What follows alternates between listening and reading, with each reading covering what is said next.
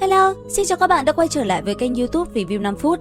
Ở cuối tập 217, sau khi Thạch Hạo đi tới gặp Toái Lô Ông, anh ấy đã liền được người này giúp mình ra tay trừng trị cái tên Gia Đức hỗn láo. Mở đầu tập 218, cảnh tượng lúc này vẫn đang ở tại nội thành của Biên Hoang Đế Quan, ngồi trước mắt Thạch Hạo chính là Toái Lô Ông. Sau vài lời nhắn nhủ, vị lão nhân kia cũng liền độc thân, bàn tay chỉ trong nháy mắt đã đưa lên, một luồng thần lực bộc phát phóng về phía Thạch Hạo. Nhất thời, khi luồng thần lực đó phóng ra, nó liền tạo thành một vòng xoáy bao phủ lên trên Y Lôi Đế và bắt đầu giải trừ oán khí của nó. Cứ thế, Thạch Hạo đứng yên lặng chịu đựng từng cơn đau truyền tới, và sau một hồi thì rốt cuộc oán khí kia cũng dần tiêu tan. Sau đó gầm lên một tiếng hét vang trời, một luồng kinh khí ầm ầm bạo phát, toàn bộ oán khí theo tiếng gầm đó cũng liền tiêu tan. Ngay lập tức, trên người Thạch Hạo chiến y mất đi oán khí cũng dần thay ra đổi thịt, toàn bộ hoa văn trên nó cũng liền biến đổi. Nhìn bộ giáp trụ mới trên người mình, Thạch Hạo không khỏi vui sướng. Không chậm trễ, anh ấy liền nói lời cảm tạ với Toái Lô Ông rồi rời đi. Thời gian qua đi, cảnh tượng bây giờ đã chuyển đến một tòa kiến trúc cổ kính gọi là Đăng Tiên Đài. Ở bên trong đó, Thạch Hạo đang ngồi ở trên một cái tế đàn. Lúc này, chỉ thấy trên người Thạch Hạo phù văn tỏa sáng, tinh khí từ bên ngoài không ngừng chảy xuôi vào cơ thể tẩm bổ cho anh ấy. Cứ thế, Thạch Hạo ở đây cảm ngộ mọi thứ về đạo. Nhất thời, từng luồng tinh khí cũng có sự biến đổi khiến Thạch Hạo cảm giác kinh ngạc.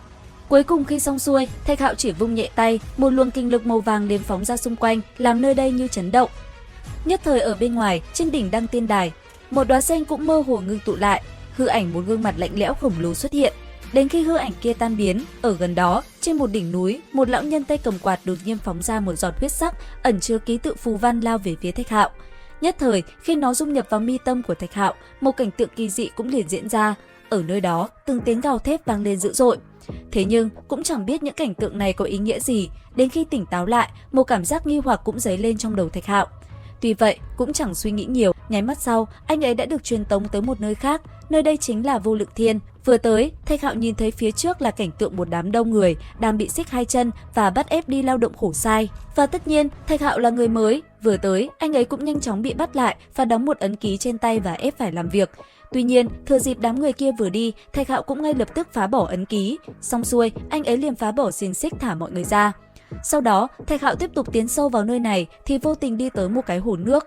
Vừa tới, trước mắt anh ấy một con kỳ lân đột nhiên xuất hiện. Ngay khi thấy Thạch Hạo nó liền chạy mất, anh ấy vừa định đuổi theo thì chẳng thấy con vật kia đâu nữa thì chỉ có thể tiếc nuối. Tuy nhiên, nhìn hồ nước trước mặt chứa đầy linh dịch rất tốt để tẩm bổ cho cơ thể, Thạch Hạo cũng ngay lập tức ngồi xuống hấp thu nó. Cứ thế ở vị trí trung tâm, từng luồng ánh sáng vàng chảy xuôi vào trong cơ thể Thạch Hạo và bị anh ấy luyện hóa. Cùng lúc này, ở tại một nơi khác, sau khi đi tới Thư viện Tiên Thiên, Nguyệt Thiềm và Thanh Y rốt cuộc đã gặp lại nhau. Và cũng giống như lúc trước, vừa gặp nhau, hai người cũng ngay lập tức đối chọi gay gắt chẳng ai chịu nhường ai. Bởi vậy mà ngay sau đó, cuộc chiến giữa hai người cũng liền diễn ra. Giữa không trung, thân ảnh hai mỹ nữ liên tục va chạm vào nhau. Tuy nhiên đến khi kết thúc, lần này cả hai vẫn chẳng có ai có thể khiến đối phương khuất phục, cứ thế một người rời đi.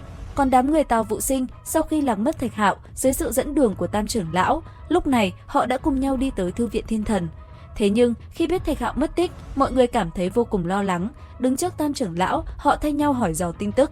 Cùng lúc này, ở tại một nơi khác, trên một khoảng không rộng lớn đột nhiên xuất hiện hình bóng Thạch Nghị đứng sừng sững giữa trời. Sau đó, đối diện với hắn, một thân ảnh nam tử trên đầu mọc sừng cũng liền hiện ra. Ngay lập tức gặp nhau, hai bên liền tiến hành võ mồm. Xong xuôi, một cuộc chiến gay cấn giữa hai người cũng liền diễn ra. Chỉ nháy mắt, cả hai đã liền lao về phía đối phương mà công kích. Trở lại với Thạch Hạo, sau khi tu luyện xong, anh ấy cũng ngay lập tức đi tới một nơi khác. Không lâu sau khi phi hành, anh ấy đã tới một nơi giống như một cái mỏ khai thác. Ở dưới đó có rất nhiều binh lính canh gác xung quanh. Phóng người lên không trung, Thạch Hạo chăm chú nhìn xuống, dường như anh ấy cảm nhận được ở nơi này có ẩn chứa một thứ gì đó. Bởi vậy ngay lập tức, Thạch Hạo liền phóng người đi và đột nhập vào bên trong. Đến đây thì hết tập 218 Thế giới hoàn mỹ. Theo dõi kênh YouTube Review 5 phút để xem trọn bộ các bạn nhé. Xin chào và hẹn gặp lại!